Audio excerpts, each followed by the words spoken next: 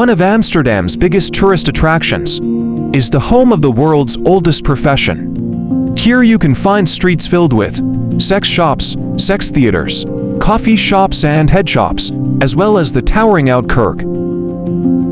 Amsterdam actually has 3 red light districts, but the largest and most famous is found here in the center within the Wallen, or the Walls neighborhood named after the medieval city walls that once surrounded it.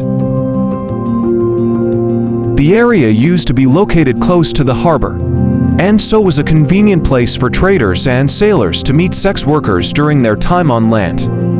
This red light district is more than 800 years old, and at first only 2 streets were allocated to prostitution. As the Dutch Empire continued to increase its overseas colonies, the population of Amsterdam grew and workers and traders came to profit from the riches brought in via the city's ports.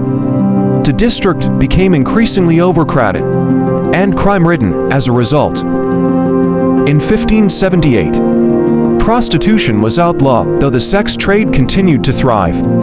Sex workers and those who housed them were sometimes fined, flogged, or temporarily banished. Some sex workers were sent to the spinhuis, where they were condemned to sew and weave as punishment for their crimes. This initial outlawing marks the beginning of the complicated relationship between the state and the district that continues to this day. When the French left in 1813, many cities outlawed sex work again, but Amsterdam continued to keep it legal.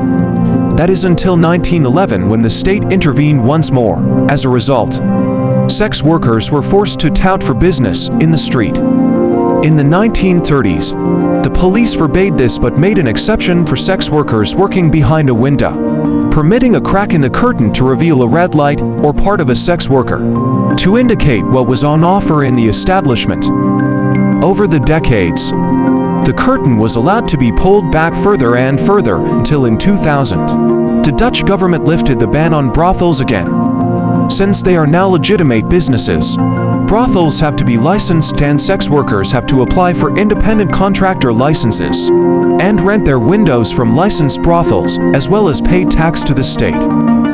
Still, there are a set of rules and conditions those in the industry must follow. First and foremost, individual sex workers and establishments must be licensed by their municipalities. Also, soliciting sex work outside of designated areas is prohibited, hence the concentration of establishments in the red light district. Other regulations also include the minimum age of 21 to practice sex work in Amsterdam. Plus, all sex workers must be EU citizens to prevent human trafficking.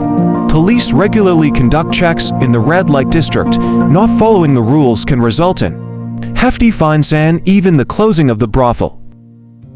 Visiting the red light district in Amsterdam is very easy. All you have to do is walk along the Oudezijdsvoorburgwal until you reach the Kerk, the oldest building and parish in Amsterdam. You'll then find yourself in the Wallen.